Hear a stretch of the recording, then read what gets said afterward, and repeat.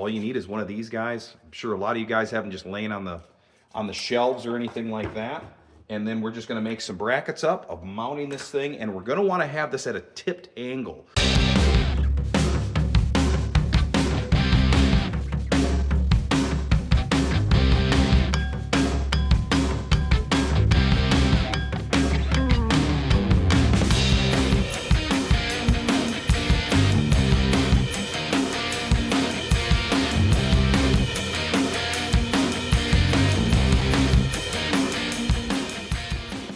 Now these brackets, this is just 1 inch, like 90 thou thick steel.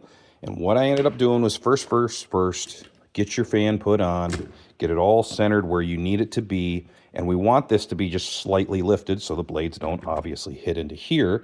And my distance from here to here on these holes, and let me show you what I'm talking about. These holes along the sides, see these little guys right here?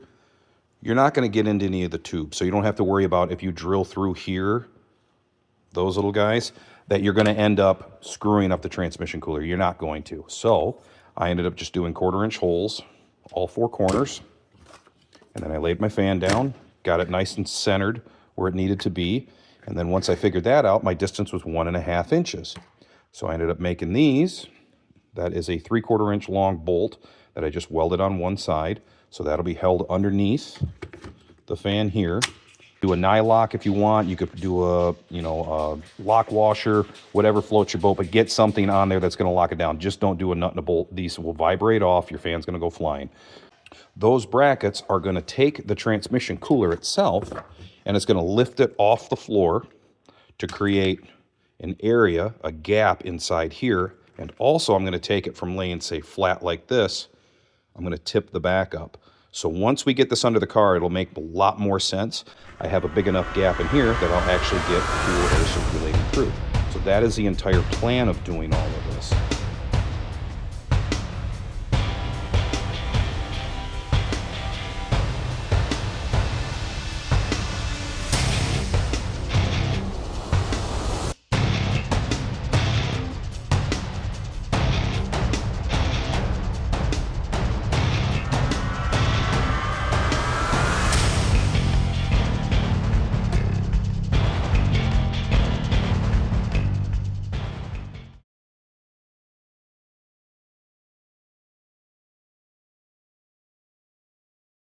I don't know if I said it or not, but on these, this is a 2-inch bolt. I would rather have a 1 3/4, but unfortunately, we got 1.5 and a 2. So I'm gonna have a little bit of a spacer because I wanna take the fan and get it just off of the cooler. That way we don't dig into the actual fins on this thing, either with the fan or with the bolts that are gonna be kind of really close to this.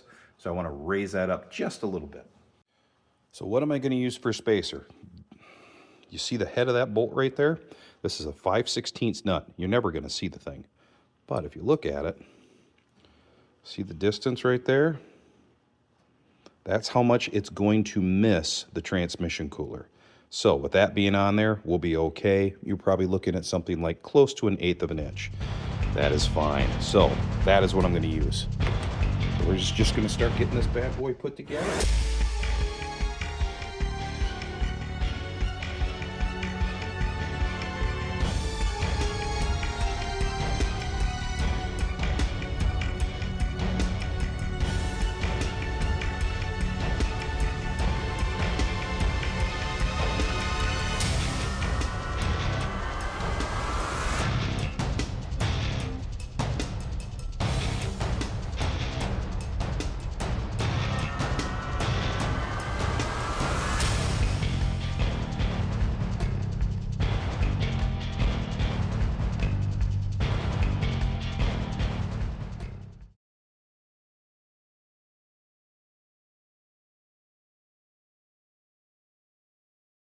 So there is our done product, ready to go onto the hot rod, go onto the Camaro. Now, I ended up double nutting these because of the fact of this is gonna crush down.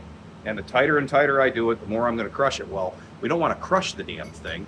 So I got it nice and tight. And then at that point, I do have a lock washer in there, but I thought, you know what? I'm just gonna be safe. I'm gonna double nut it. Now I can take these and I can actually kind of and turn them a little bit. But again, I don't want to crush the transmission cooler. So they're locked in, they're ready to rock and roll. On the fan, it's just a lock washer. That's not going to go anywhere. That I can crush down pretty hard. It was just this. So make sure you don't over crush the transmission cooler. So now this is ready to rock and roll. I've already tested out the fan. It does a good job. Let's go throw it on the car. There we go. Plenty of room. I got more than a freaking hand width inside here, so I'm going to be able to draw nice air in to be able to circulate that bad boy out. I ended up hooking up ground wires, power wire. I still got to hook up the main 100% turn on that pump switch, but I have relays and everything that I got to put inside the trunk still and do all that. That'll be on probably the next upcoming one, doing a bunch of wiring on this. But there's where we ended up. You can see the gap, more than enough. So we're all good there. So there's the transmission lines running down and through by the frame. Boom, boom, boom. And then I come through here. This red line is my alternator wire. I ended up putting a lot bigger line in because I think it was just a little too small. But then we come through the frame, whoop, and then I go to the outside of the body, and then up we go. So there you go. Now you can see how it's ran. And then just trying to keep everything away from the exhaust. This is my 10 AN feed. That's my 10 AN return. I kept the lines on this side because I'm going to end up moving the CalTrack bar up one, so I'm going to get up into here. If I have too much line inside here, there is no way I'm going to get this bolt and this nut through. This is already going to be a pain in the butt as it is. That's why everything's on this side. So there you go.